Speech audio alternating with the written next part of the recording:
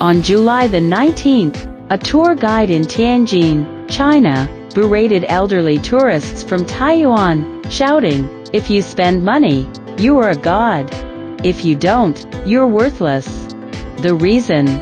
The tourists didn't meet the expected spending at scenic spots.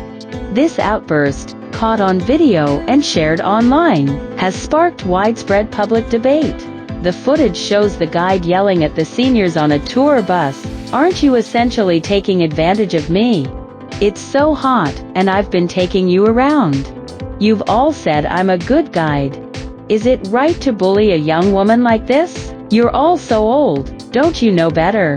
She continued her tirade. 52 people on this bus only spent 900 yuan. I'm losing money here. So many people leaving empty-handed. I told you to buy something, not to leave empty-handed.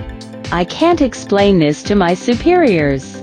The guide then demanded, "Why can't you spend 10 or 20 yuan to support me? If you bought something, I wouldn't say anything. But most of you didn't buy anything. How shameless. Are you trying to embarrass Taiyuan? If you spend money, you're a god. If you don't, you're worthless. I'm so disappointed." She then threatened to force the tourists to spend money. "Uncles and aunties, let me tell you, you're not leaving today without buying anything. We're not moving until we reach 900 yuan. Those who've bought something can stay on the bus. Those who haven't, get off and buy something. You're not leaving until we reach 1,000 or 2,000 yuan." The guide's harsh criticism of elderly tourists and her regional prejudice quickly went viral online. A minority of netizens felt that the guide's livelihood was difficult, and that asking tourists to spend 30 or 50 yuan wasn't unreasonable. Although tourism is priced transparently, there's also a human element. The guide needs to make a living too, one commenter said. Another agreed. 52 people only spent 900 yuan, less than 20 per person. This guide really got the short end of the stick. Actually, asking 52 people to spend 2,000 yuan is only about 40 per person. It's much more conscientious than those black tours in Yunnan that demand 5,000 per person. However, most netizens condemned the guide's brazen behavior of forced spending as equivalent to robbery, saying, "How is this different from reaching into people's pockets and taking their money?"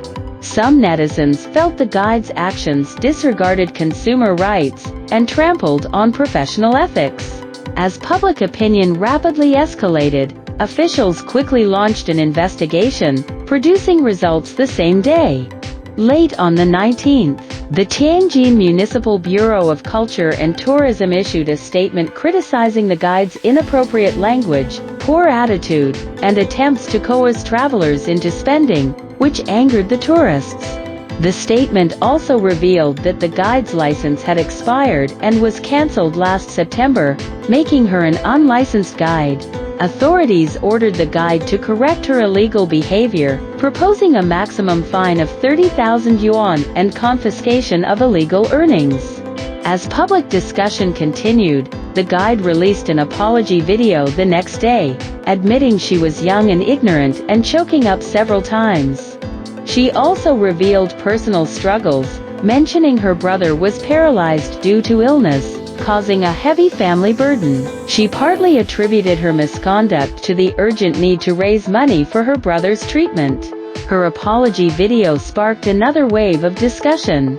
Some netizens sympathized, feeling her sincere apology showed remorse and self-blame, deserving a chance for redemption and reform. However, others argued that a tour guide's professional conduct directly affects tourists' rights and the industry's image. Forced shopping and insulting language seriously violate professional ethics and shouldn't be easily forgiven. In fact, incidents of tour guides insulting tourists and forcing them to spend have been frequent in recent years. As early as March 2013, a guide in Sichuan's Jiuzhaigo scenic area berated 5 elderly tourists with profanities for declining an optional paid attraction and resting on the bus while others disembarked. This February, tourists reported being kicked off a bus in Lijiang, Yunnan, when a family of 5 refused to buy jade bracelets.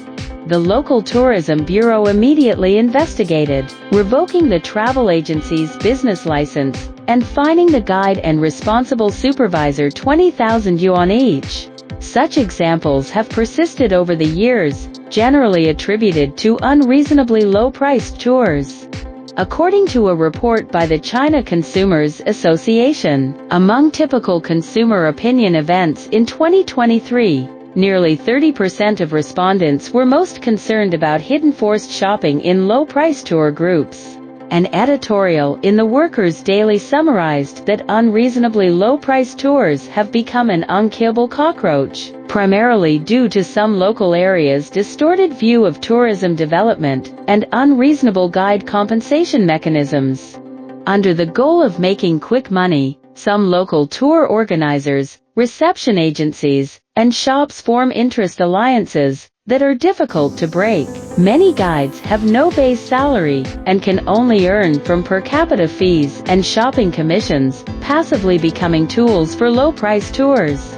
A commentary in the paper further pointed out that in group tours, the organizing travel agency usually collects fees from customers and then pays a certain amount to local reception agencies to provide itinerary arrangements and reception services. However, in the unreasonable low-price tour model, organizers give very little to reception agencies, sometimes even receiving payments from them. Naturally, reception agencies aren't charity workers. Their income mainly comes from forcing, or indirectly forcing tourists to spend and taking commissions. More extremely, some reception agencies even resell tourists, outsourcing them to private guides for profit.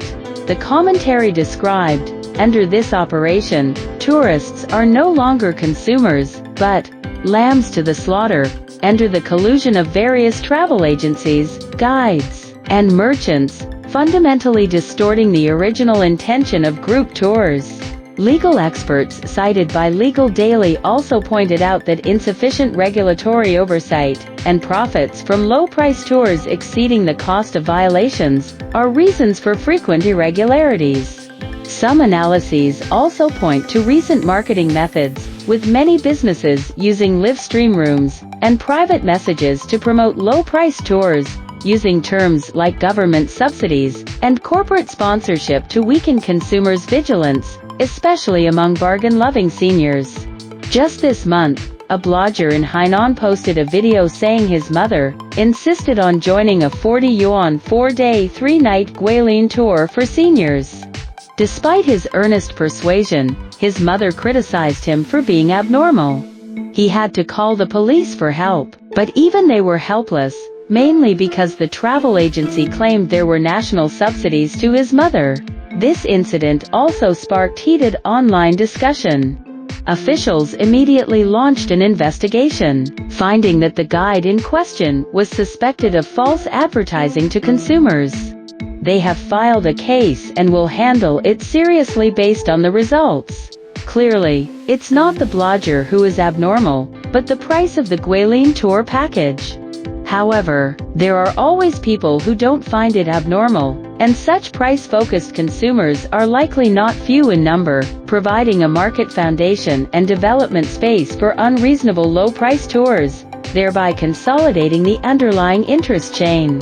The chaos of guides forcing tourists to spend has been criticized for years but remains difficult to cure.